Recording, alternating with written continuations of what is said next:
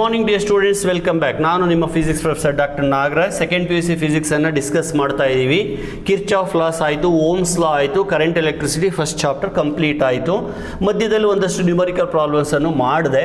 ಈಗ ಈ ವಿಡಿಯೋದಲ್ಲಿ ಇನ್ನೊಂದು 2-3 ನ್ಯೂಮರಿಕಲ್ಸ್ ಅನ್ನು ಅಂದರೆ ಪ್ರಾಬ್ಲಮ್ಸ್ ಅನ್ನು ಮಾಡ್ತೀನಿ, especially on Wheatstone's network. ಈ ವೀಟ್ ಸ್ಟೋನ್ಸ್ ನೆಟ್ವರ್ಕ್ ಇದೆಯಲ್ಲ, ಒಂಥರ ಇಂಪಾರ್ಟೆಂಟ್ ಕಾನ್ಸೆಪ್ಟ್ ಇದು. ಎಕ್ಸಾಮ್ಗೆ, ಮೇನ್ ಎಕ್ಸಾಮ್ಗೂ ಬರೋವಂಥದ್ದು ಮತ್ತು ಎಂಟ್ರೆನ್ಸ್ ಎಕ್ಸಾಮ್ಸಲ್ಲೂ ಬರೋವಂಥದ್ದು. ಈ ಬ್ಯಾಲೆನ್ಸಿಂಗ್ ಕಂಡೀಷನ್ P/Q = R/S ಇದೆಯಲ್ಲ, ಅದನ್ನು ಡಿರೈವ್ ಮಾಡೋದ್ರ ಜೊತೆಗೆ ಅದ್ರ ಮೇಲೆ ಪ್ರಾಬ್ಲಮ್ಸ್ ಅನ್ನು ಕೂಡ ಕೇಳ್ತಾರೆ ಅಂತ ಹೇಳಿದ್ದೀನಿ. ಈಗ ಒಂದು 2-3 ಪ್ರಾಬ್ಲಮ್ಸ್ ಅನ್ನು ಮಾಡೋಣ. ನೋಡಿ, ಮೊದಲನೇದಾಗಿ ಒಂದು ಪ್ರಾಬ್ಲಮ್ ಈ ಥರ ಇರುತ್ತೆ, ಸಿಂಪಲ್ ಆಗಿ ಇರುತ್ತೆ ಪ್ರಾಬ್ಲಮ್ಮು. ಫಸ್ಟ್ ಪ್ರಾಬ್ಲಮ್ಮು ನಾನು ಮಾಡಿಸೋದು, ಇದು ಒಂದು ವೀಟ್ ಸ್ಟೋನ್ಸ್ ನೆಟ್ವರ್ಕ್. ಈಗಾಗಲೇ ನಿಮಗೆ ವೀಟ್ ಸ್ಟೋನ್ಸ್ ನೆಟ್ವರ್ಕ್ ಅಂದರೆ ಏನು ಅಂತ ಗೊತ್ತಿದೆ. It is a combination of 4 resistors connected in the form of a quadrangle, ಚೌಕಾಕಾರವಾಗಿ ಕನೆಕ್ಟ್ ಆಗಿರ್ತವೆ. ಮಧ್ಯದಲ್ಲಿ ಒಂದು ಗ್ಯಾಲೋನೋಮೀಟರ್ ಇರುತ್ತೆ. ಸರ್, ಅದೇನೋ ಮಧ್ಯದಲ್ಲಿ G ಅಂತ ಬರೆದಿದ್ರಿ, ಇವಾಗ ನೋಡಿದ್ರೆ ರೆಸಿಸ್ಟರ್ ಬರೀತಾ ಇದ್ದೀರಾ, ಏನಂತ ವ್ಯತ್ಯಾಸ ಇಲ್ಲ. ಅವಾಗಲೂ ನಾನು ಹೇಳಿದ್ದೆ, ಗ್ಯಾಲೋನೋಮೀಟರ್ಗೂ ಕೂಡ ರೆಸಿಸ್ಟೆನ್ಸ್ ಇರುತ್ತೆ, ಅದನ್ನು ನಾನು G ಅಂತ ಕರೆದಿದ್ದೆ. ಆಯಿತಾ? ಈಗ ಸುಮ್ಮನೆ ಬರೆಯೋಣ. ಇದು 10 ಓಮ್ ಅಂತ ಇರಲಿ, ಇದು 20 ಓಮ್ ಅಂತ ಇರಲಿ, ಇದು 2 ಓಮ್ ಅಂತ ಇರಲಿ, ಇದು 4 ಓಮ್ ಅಂತ ಇರಲಿ. ಆಯಿತಾ? ಈಗ ಇದನ್ನು ನಾನು 6 ಓಮ್ ಅಂತ ತಗೋತೀನಿ. Now let me take this as A, this as C. Question ಬಂದು, find R effective resistance between A and C. A and C ಮಧ್ಯದಲ್ಲಿ ಎಫೆಕ್ಟಿವ್ ರೆಸಿಸ್ಟೆನ್ಸ್ ಅನ್ನು ಕಂಡುಹಿಡಿಯಿರಿ ಅಂತ. ಸರ್, ವೀಟ್ ಸ್ಟೋನ್ಸ್ ನೆಟ್ವರ್ಕ್ ಅಂತ ಕರೆದ್ರಿ. ವೀಟ್ ಸ್ಟೋನ್ಸ್ ನೆಟ್ವರ್ಕ್ ಆದಮೇಲೆ ಅಲ್ಲಿ ಒಂದು ಬ್ಯಾಟ್ರಿನೂ ಇರಬೇಕಲ್ವಾ ಸರ್? ಕರೆಕ್ಟ್ ಕ್ವಶನ್ ಇದು. ಬ್ಯಾಟ್ರಿ ಇರಬೇಕು. ನಾರ್ಮಲಿ ನಾವು ಬ್ಯಾಟ್ರಿಯನ್ನು ತೋರಿಸಲ್ಲ ಇಂಥ ಪ್ರಾಬ್ಲಮ್ಗಳಲ್ಲಿ. Find effective resistance between A and C ಅಂತ ಹೇಳಿದ್ದಾರೆ ಅಂದಮೇಲೆ ಇಲ್ಲಿ ಬ್ಯಾಟ್ರಿ ಇದೆ ಅಂತಂದೇ ಅರ್ಥ ಮಾಡ್ಕೋಬೇಕು ನಾವು. ಬ್ಯಾಟ್ರಿ ಇದ್ದಾಗಲೇ ನಾವು ಎಫೆಕ್ಟಿವ್, ಅಂದರೆ ಆ 2 ಪಾಯಿಂಟ್ಗಳಲ್ಲಿ ನಾನು ಬ್ಯಾಟ್ರಿಯನ್ನು ಕನೆಕ್ಟ್ ಮಾಡಲಿಕ್ಕೆ ಹೊರಟಿದ್ದೀನಿ ಅಂತ ಅರ್ಥ. ಗೊತ್ತಾಯ್ತಲ್ವಾ? ಸೊ ಇದು ಪ್ರಶ್ನೆ. ಅಂದರೆ ವೀಟ್ ಸ್ಟೋನ್ಸ್ ನೆಟ್ವರ್ಕ್ ಪ್ರಾಬ್ಲಮ್ಗಳನ್ನು ಕೊಟ್ಟಾಗ 90% ಬ್ಯಾಟ್ರಿ ತೋರಿಸಲ್ಲ, 2 ಪಾಯಿಂಟ್ಗಳನ್ನು ಹೇಳಿರ್ತಾರೆ, ಆ ಪಾಯಿಂಟ್ಗಳ ಮಧ್ಯೆ ಬ್ಯಾಟ್ರಿ ಇದೆ ಅಂತ ತಿಳ್ಕೊಂಡ್ಬಿಟ್ರೆ ಸಾಕು. ನೋಡ್ರಪ್ಪ, ಇದು ಫಸ್ಟ್ ಪ್ರಾಬ್ಲಮ್. ಪ್ರಾಬ್ಲಮ್ ಏನು? Find the effective resistance between A and C. So ಇದು ನೋಡಿದ ತಕ್ಷಣವೇ ನಮಗೆ ಫ್ಲಾಶ್ ಆಗ್ತಾ ಇದೆ, ಇದು ವೀಟ್ ಸ್ಟೋನ್ಸ್ ನೆಟ್ವರ್ಕ್ ಅಂತ. ಸೊ ವೀಟ್ ಸ್ಟೋನ್ಸ್ ನೆಟ್ವರ್ಕ್ ಅಂತ ಗೊತ್ತಾದ ಮೇಲೆ ನೆಕ್ಸ್ಟ್ ಏನು ಮಾಡಬೇಕು ನೀವು?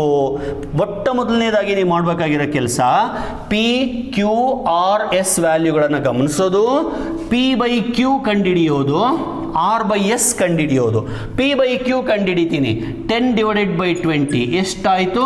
1/2. ಕರೆಕ್ಟಾ? ಆಮೇಲೆ R/S ಕಂಡುಹಿಡಿತೀನಿ, R/S ಎಷ್ಟಾಯಿತು? 2/4, ದಟ್ ಈಸ್ 1/2 ಆಯಿತು. ಅಂದರೆ ನಾನು ಏನು ಮಾಡಿದೆ? I am checking whether the Wheatstone's network is balanced or not by looking at the ratio of P and Q, R and S.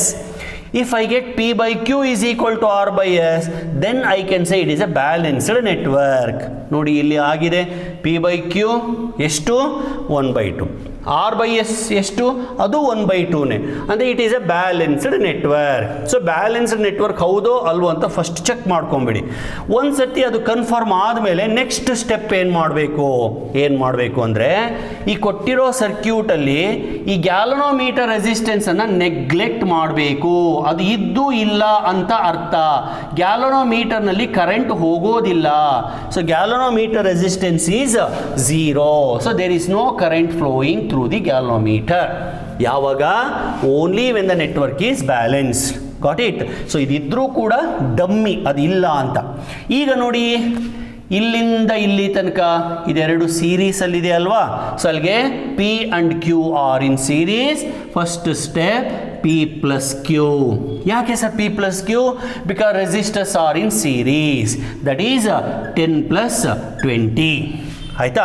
So ಇದೆರಡು ಸೇರಿ ಇವಾಗ ಒಂದು ಸಿಂಗಲ್ ಆಗಿದೆ. ಅದೇ ಥರ ಈ ಕಡೆ ಬನ್ನಿ, ಇವೆರಡು ಹೆಂಗಿದೆ?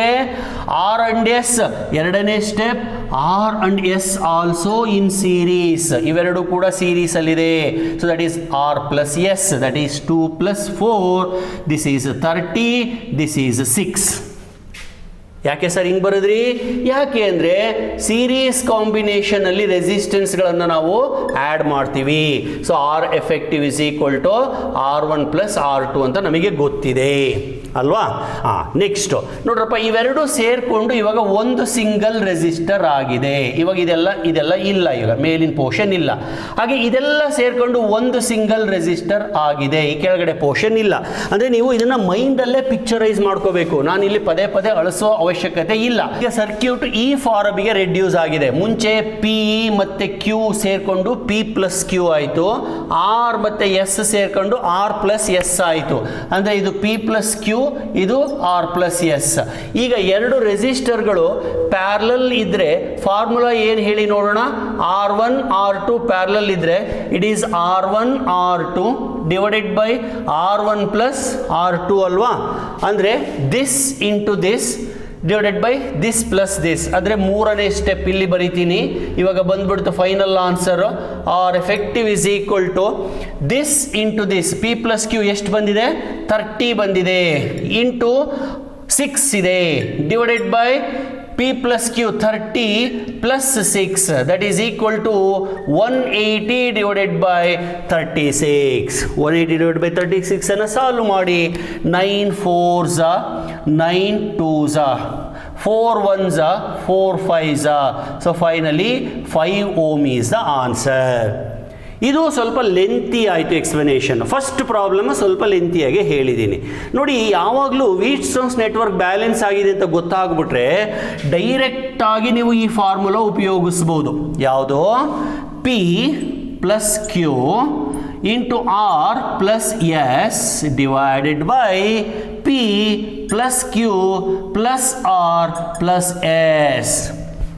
ಅದನ್ನೇ ನಾನು ಮಾಡಿರೋದಿಲ್ಲಿ. P plus Q 30, P plus Q 30, R plus S 6, R plus S 6 divided by P plus Q 30 plus R plus S 6. ಗೊತ್ತಾಯ್ತಾ? ಸೊ ನಾನು ಒಂದೊಂದೇ ಹಂತ ಬಿಡಿಸ್ಕೊಂಡು ಇಲ್ಲಿಗೆ ಬಂದೆ. ಸಿ ಇ ಟಿನಲ್ಲಿ ಯಾರೇ ನಿಮ್ಮನ್ನು ಸ್ಟೆಪ್ಸ್ ಕೇಳೋದಿಲ್ಲ, ಡೈರೆಕ್ಟಾಗಿ ಈ ಥರ ಮಾಡಿಬಿಡಿ. ಸೊ ಯಾವಾಗ this is only when Wheatstone's network is balanced. Balance ಆಗಿದ್ದರೆ ಮಾತ್ರ ಆ ಮಧ್ಯದಲ್ಲಿರೋ ಗ್ಯಾಲೋನೋಮೀಟರ್ನ ನೆಗ್ಲೆಕ್ಟ್ ಮಾಡ್ತೀರಾ, ಮಾಡಿ ಈ ಥರ ಬರ್ಕೊಂಡು ಹೋಗ್ತೀರಾ. ಅರ್ಥ ಆಯ್ತಾ ವಿದ್ಯಾರ್ಥಿಗಳೇ? ಸೊ ವೀಟ್ಸ್ಟೋನ್ಸ್ ನೆಟ್ವರ್ಕ್ ಬ್ಯಾಲೆನ್ಸ್ ಆಗಿದ್ದಾಗ ಎಫೆಕ್ಟಿವ್ ರೆಸಿಸ್ಟೆನ್ಸ್ ಕಂಡುಹಿಡಿಯೋದು ಹೇಗೆ ಅಂತ ತೋರಿಸ್ಕೊಟ್ಟಿದ್ದೀನಿ. ಈಗ ಇನ್ನೊಂದು ಪ್ರಾಬ್ಲಮ್ ಅನ್ನು ಮಾಡೋಣ. ಈಗ look at this circuit. I will draw the circuit first. See this circuit ಸ್ವಲ್ಪ ಕಾಂಪ್ಲಿಕೇಟ್ ಮಾಡ್ತೀನಿ. ಈ ಥರ ಎಷ್ಟು ರೆಸಿಸ್ಟರ್ಸ್ ಇದಾವೆ ಸರ್? 4 ಇದೆ. ಮಧ್ಯದಲ್ಲಿ ಒಂದು ಹಾಕ್ತೀನಿ, ಅದು ಗ್ಯಾಲೋನೋಮೀಟರ್ ಆಗುತ್ತೆ. ಆಯಿತಾ? ಇದನ್ನು ಆ್ಯಸ್ ಯೂಶುವಲ್ ಎ ಅಂತ ಕರಿತೀನಿ, ಇದನ್ನು ಆ್ಯಸ್ ಯೂಶುವಲ್ ಸಿ ಅಂತ ಕರಿತೀನಿ. ಸರಿನಾ? ಈಗ ಸ್ವಲ್ಪ ಕಾಂಪ್ಲಿಕೇಟ್, ಇಷ್ಟಕ್ಕೆ ಬಿಟ್ಟರೆ it is like previous problem only. ಸ್ವಲ್ಪ ಕಾಂಪ್ಲಿಕೇಟ್ ಮಾಡ್ತೀನಿ. ಇವೆಲ್ಲ ಎಂಟ್ರೆನ್ಸ್ ಎಕ್ಸಾಮಲ್ಲಿ ಬಂದಿರೋ ಅಂಥ ಪ್ರಶ್ನೆಗಳು ನೋಡ್ರಪ್ಪ.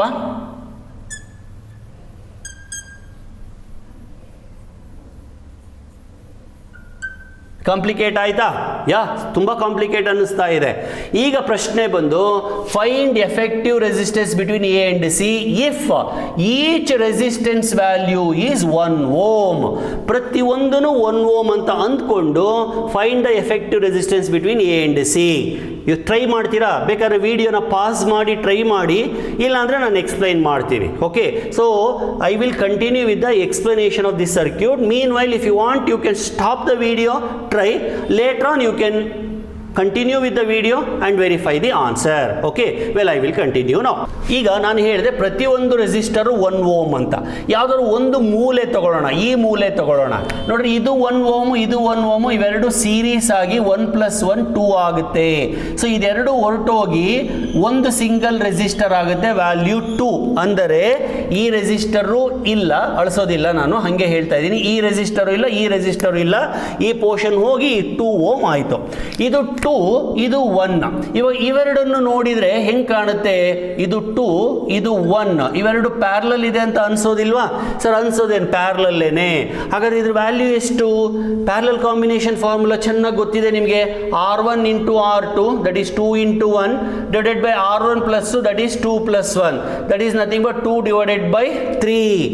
ಗೊತ್ತಾಗ್ತಿದೆಯಾ ವಿದ್ಯಾರ್ಥಿಗಳೇ? ಅಂದರೆ ಈ ಪೋರ್ಷನ್ ಪೂರ್ತಿ ಸೇರಿಕೊಂಡು ಒಂದೇ ಒಂದು ರೆಸಿಸ್ಟರ್ ಆಗಿದೆ. ಈ ಪೋರ್ಷನ್ ಪೂರ್ತಿ ಸೇರಿಕೊಂಡು ಒಂದು ಸಿಂಗಲ್ ರೆಸಿಸ್ಟರ್ ಆಗಿದೆ. ಆ ಸಿಂಗಲ್ ರೆಸಿಸ್ಟರ್ನ ವ್ಯಾಲ್ಯೂ 2/3. Yes sir. ಹಾಗಾದರೆ ಈ ಪೋರ್ಷನ್ನು ಎಸ್ ಸರ್, ಅದು ಕೂಡ ಒಂದು ಸಿಂಗಲ್ ರೆಸಿಸ್ಟರ್ನೇ. It is also 2/3. Similarly this portion also 2/3, this portion also 2/3. ಈ ಥರ ಸ್ವಲ್ಪ ಸ್ಲೋ ಆಗಿ ನಾವು ಎಕ್ಸ್ಪ್ಲೈನ್ ಮಾಡಬೇಕು. ಡೈರೆಕ್ಟಾಗಿ ಎತ್ಕೊಂತಿದ್ದಂಗೆ ಎಲ್ಲ ಸ್ಟೆಪ್ಗಳನ್ನು ಜಂಪ್ ಮಾಡಿಕೊಂಡು ಮಾಡೋದಲ್ಲ. ಆಮೇಲೆ ನಿಮ್ಗೆ ಏನು ಗೊತ್ತಿಲ್ಲ, ನಾನು ನಿಮಗೆ ಕ್ಲಾರಿಫೈ ಮಾಡ್ತೀನಿ ಅಂತ ನಾನು ಹೇಳ್ತಾ ಇಲ್ಲ. ನಿಮಗೆ ಗೊತ್ತಿರೋದನ್ನು ನಾನು ಜ್ಞಾಪಿಸ್ತಾ ಇದ್ದೀನಿ ಅಷ್ಟೇ. ಸೊ ನೀವು ಆಲ್ರೆಡಿ ಕಾಲೇಜಲ್ಲಿ ಪಾಠ ಕೇಳಿದ್ದೀರಾ, ಸ್ವಲ್ಪ ಸ್ವಂತ ಸ್ಟಡಿನೂ ಮಾಡ್ತಾ ಇದ್ದೀರಾ. ಸೊ ಇನ್ನೊಂದು ಸ್ವಲ್ಪ ಅಸಿಸ್ಟೆನ್ಸನ್ನು ನಾನು ಕೊಡ್ತಾ ಇದ್ದೀನಿ ಅಷ್ಟೇ. I never tell you that you don't know anything. ಹಂಗೆ ಹೇಳ್ಬಿಟ್ರೆ ನಿಮಗೆ ಡಿಮಾರಲೈಸ್ ಆಗಿಬಿಡ್ತೀರಾ. ಆಮೇಲೆ ನೀವು ಗೊತ್ತಿರೋದನ್ನು ನಾನು ಗೊತ್ತಿಲ್ಲ ಅಂದ್ಬಿಟ್ರೆ ಅದು ನನ್ನ ದಡ್ಡತನ ಆಗುತ್ತೆ. ಆಯಿತಾ? ನೀವು ಮಕ್ಕಳೇ ನೀವೆಲ್ಲ ಓದ್ತಾ ಇದ್ದೀರಾ, ಚೆನ್ನಾಗೇ ಓದ್ತಾ ಇದ್ದೀರಾ. ನನ್ನ ವಿಡಿಯೋಯಿಂದ ನಿಮ್ಗೆ ಇನ್ನೂ ಸ್ವಲ್ಪ ಅಸಿಸ್ಟೆನ್ಸು, ಒಂದು ಸ್ವಲ್ಪ ಮೊರಾಲಿಟಿ ಸಿಗ್ತಾ ಇದೆ ಅಂತ ನಾನು ಹೇಳ್ಕೊಟ್ಟಿದ್ದೀನಿ. ಸರಿ, ಈ ಮೂಲೆ 2/3, ಈ ಮೂಲೆ 2/3, ಇದು ಕೂಡ 2/3 ಆಯಿತು. ಈ ಮಧ್ಯದ್ದು ಅದು ಏನಾದ್ರು ಇಟ್ಕೊಳ್ಳಿ, ನಾನು ತಲೆನೇ ಕೆಡಿಸ್ಕೊಳೋದಿಲ್ಲ. ಯಾಕೆ ಅಂತಂದರೆ ಈಗ ಗೊತ್ತಾಗ್ಬಿಡ್ತು ನನಗೆ ಇದು ಬ್ಯಾಲೆನ್ಸ್ಡ್ ನೆಟ್ವರ್ಕ್ ಅಂತ. P/Q/R/S ಚೆಕ್ ಮಾಡಿ. P/Q ಎಷ್ಟು ಬರುತ್ತೋ R/S ಅಷ್ಟೇ ಬರುತ್ತೆ ಅಲ್ವಾ? ಎಲ್ಲರೂ ಈಕ್ವಲ್ ಇದ್ದಾಗ ಅದು ಬ್ಯಾಲೆನ್ಸ್ ಆಗಿರಲೇಬೇಕಲ್ವಾ? ಹಿಂದಿನ ವಿಡಿಯೋದಲ್ಲಿ ಹೇಳಿದೆ P = Q, Q = R, R = S ಇದ್ರೆ ಅದು ಬರೀ ಬ್ಯಾಲೆನ್ಸ್ ಅಷ್ಟೇ ಅಲ್ಲ, ಸಿಕ್ಕಾಪಟ್ಟೆ ಸೆನ್ಸಿಟಿವ್ ಕೂಡ ಇರುತ್ತೆ ಅಂತ ಹೇಳಿದ್ದೆ. ಸೊ ಇದು ಬ್ಯಾಲೆನ್ಸ್ ಅಷ್ಟೇ ಅಲ್ಲ, ಸೆನ್ಸಿಟಿವ್ ಕೂಡ ಇದೆ. ಸೆನ್ಸಿಟಿವ್ ಅಂದರೆ ಏನು ಅಂತ ಇನ್ನೊಂದು ಸತಿ ಯಾವಾಗಲಾದ್ರೂ ಹೇಳ್ತೀನಿ, ಈಗ ಸದ್ಯಕ್ಕೆ ಬೇಡ. ಆಮೇಲೆ ಹಿಂದಿನ ವಿಡಿಯೋದಲ್ಲಿ ನಾನು ಮೆಟಲ್ ಸ್ಟ್ರಿಪ್ ದಪ್ಪ ಯಾಕಿರಬೇಕು ಅಂತ ಹೇಳಿದೆ. ಯಾಕೆ ದಪ್ಪ ಇರಬೇಕು ಅಂದರೆ ನೋಡಿ, ಆ ಮೀಟರ್ ಬ್ರಿಡ್ಜಲ್ಲಿ ಬರೀ ವೈರ್ಗಳ ರೆಸಿಸ್ಟೆನ್ಸ್ ಅಷ್ಟೇ ಇರಬೇಕೇ ಹೊರತು ಆ ಮೆಟಲ್ ಸ್ಟ್ರಿಪ್ಪಿನ ರೆಸಿಸ್ಟೆನ್ಸ್ ಬರಬಾರ್ದು. ಮೆಟಲ್ ಸ್ಟ್ರಿಪ್ಪಿನ ರೆಸಿಸ್ಟೆನ್ಸ್ ಏನಾದ್ರು ಬಂತು ಅಂದರೆ ಆ P/Q/R/S ಕಾನ್ಸ್ಟೆಂಟ್ ಇರೋದಿಲ್ಲ. ಸೊ ಮೆಟಲ್ ಸ್ಟ್ರಿಪ್ಪಿನ ರೆಸಿಸ್ಟೆನ್ಸ್ ತುಂಬ ಕಡಿಮೆ ಇರಬೇಕು, ಎಷ್ಟು ಸಾಧ್ಯನೋ ಅಷ್ಟು ಕಡಿಮೆ ಇರಬೇಕು. ಆಮೇಲೆ ನಮಗೆ ಗೊತ್ತು resistance is inversely proportional to area ಅಂತ. ಸೊ ದಪ್ಪ ಮಾಡಿದಾಗ ಏರಿಯಾ ಜಾಸ್ತಿ ಆಗುತ್ತೆ, ರೆಸಿಸ್ಟೆನ್ಸ್ ಕಡಿಮೆ ಆಗುತ್ತೆ. So metal strips thickness is more because if thickness is more, resistance will be less, so that overall effect is not disturbed, overall balancing condition is not disturbed. ಇರಲಿ, ಮತ್ತೆ ಇಲ್ಲಿಗೆ ಬರೋಣ. ಸೆನ್ಸಿಟಿವ್ ಅನ್ನು ಆಮೇಲೆ ಹೇಳ್ತೀನಿ. ವಾಪಸ್ ಈ ನೆಟ್ವರ್ಕಿಗೆ ಬರೋಣ. ಇದು ಬ್ಯಾಲೆನ್ಸ್ ಆಗಿದೆ ಅಂತ ಅನ್ನಿಸ್ತಲ್ವಾ ನಿಮಗೆ? P/Q = R/S ಅಂತ ಸರ್ ಅನ್ನಿಸ್ಬಿಡ್ತು. ಹಾಗಾದರೆ R effective ಕಂಡುಹಿಡಿರಪ್ಪ. ಇಲ್ಲ ಇದೆಯಲ್ಲ ಫಾರ್ಮುಲಾ, ಇದನ್ನೇ ಯೂಸ್ ಮಾಡೋಣ. P + Q that is 2/3 plus 2/3 into again 2/3 plus 2/3 whole thing divided by P plus Q plus R plus S 2/3 plus 2/3 plus 2/3 plus 2/3 ಎಷ್ಟು ಸರ್ತಿ? 4 ಸರ್ತಿ 2/3. ಸರಿನಾ?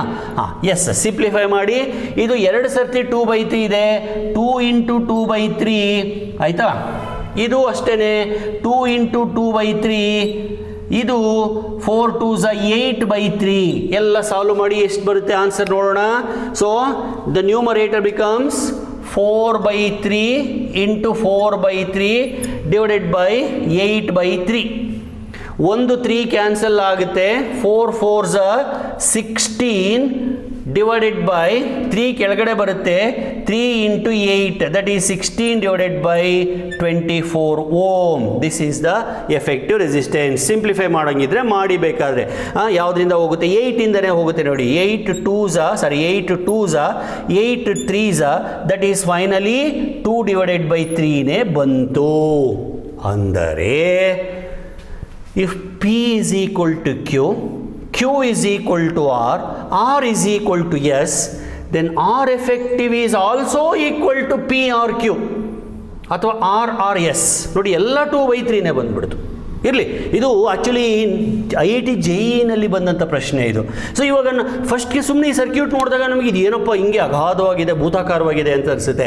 ಸಾಲ್ವ್ ಮಾಡ್ಕೊಳ್ತಾ ಹೋದಾಗ ಏನಾಗುತ್ತೆ, ಇಷ್ಟೇನಾ, ಹಾಗಾದ್ರೆ ನಾನು IIT ಎಕ್ಸಾಮ್ಸನ್ನು ಫೇಸ್ ಮಾಡ್ಬೋದು, ಸ್ವಲ್ಪ ನನಗೆ ಹಿಂಟ್ಸ್ ಕೊಟ್ಬಿಟ್ರೆ, ಸ್ವಲ್ಪ ಸಪೋರ್ಟ್ ಕೊಟ್ಬಿಟ್ರೆ ನನಗೂ ಕಾನ್ಫಿಡೆನ್ಸ್ ಬರುತ್ತೆ ಅಂತ ಒಂದು ಭರವಸೆ ಮೂಡುತ್ತೆ ಅಲ್ವಾ ನಿಮಗೆ?